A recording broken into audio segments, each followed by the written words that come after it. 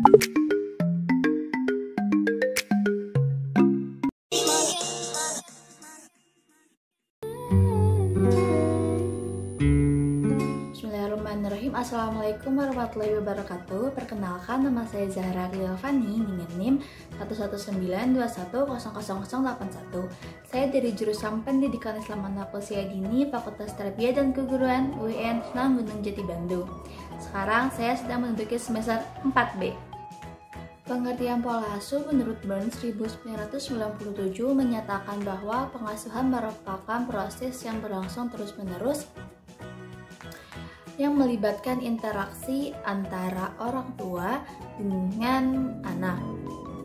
Nah, sementara Jerome Kagan 1975 menyatakan pengasuhan sebagai suatu alat untuk melaksanakan suatu rangkaian pengambilan keputusan untuk mensosialisasikan nilai kepada anak.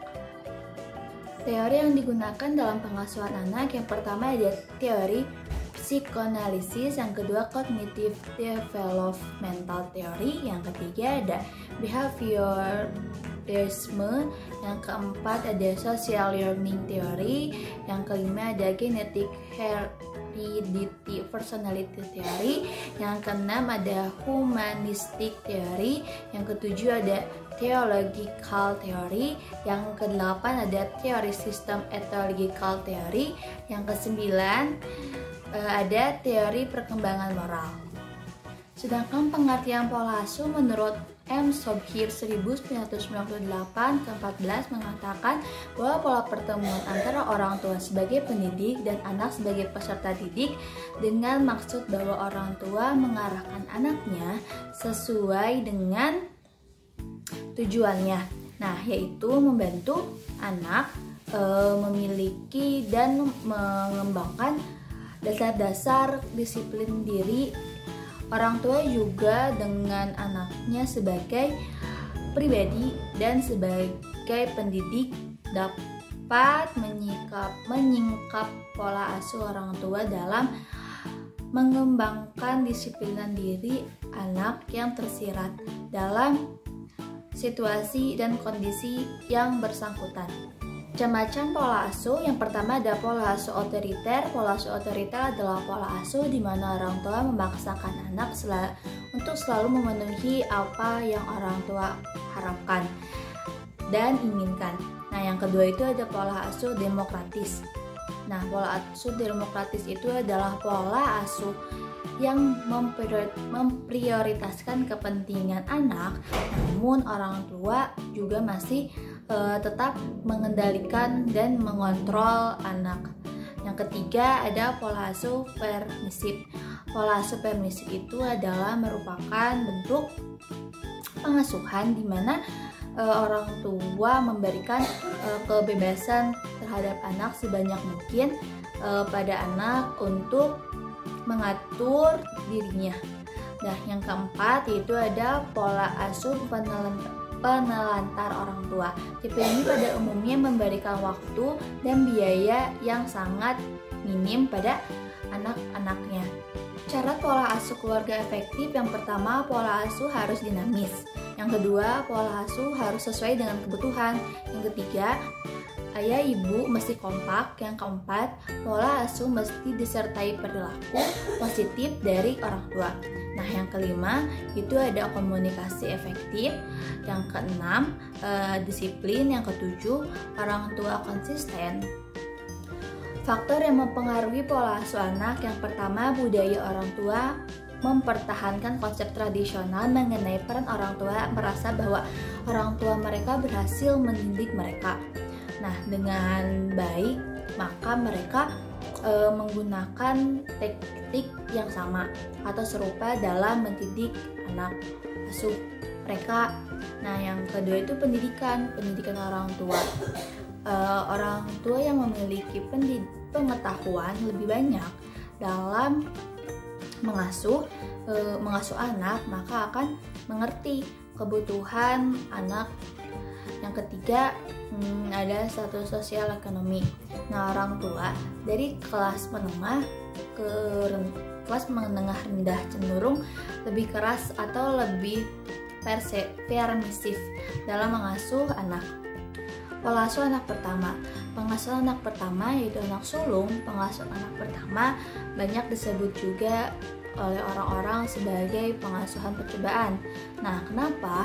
Karena dikatakan demikian karena di mana orang tua belum mengetahui bagaimana caranya dalam mengasuh anak. Nah, di sini di mana orang tua akan mencoba mencari cara pengasuhan dan membuat strategi yang baik untuk anak.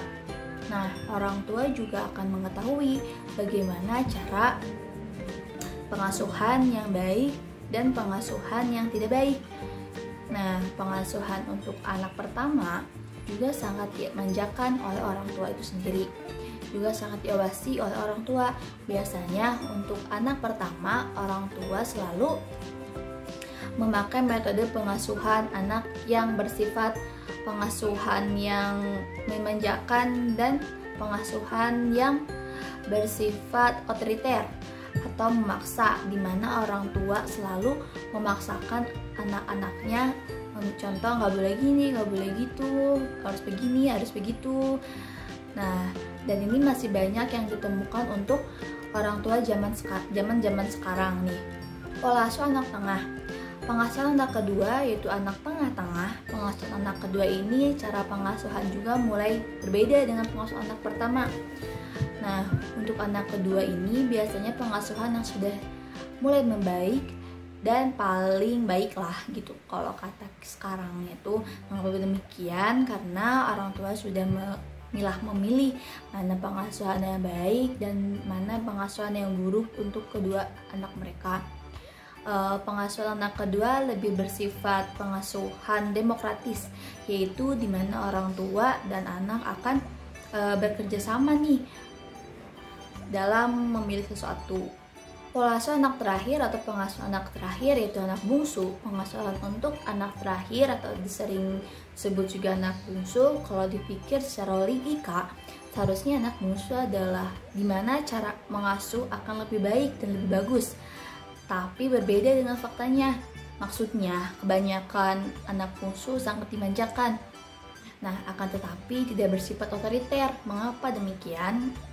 Menurut orang tua, anak bungsu merupakan anak yang terakhir, di mana terakhir kalinya orang tua akan sangat memanjakan anak-anaknya dan selalu memenuhi semua kebutuhan dan keinginannya.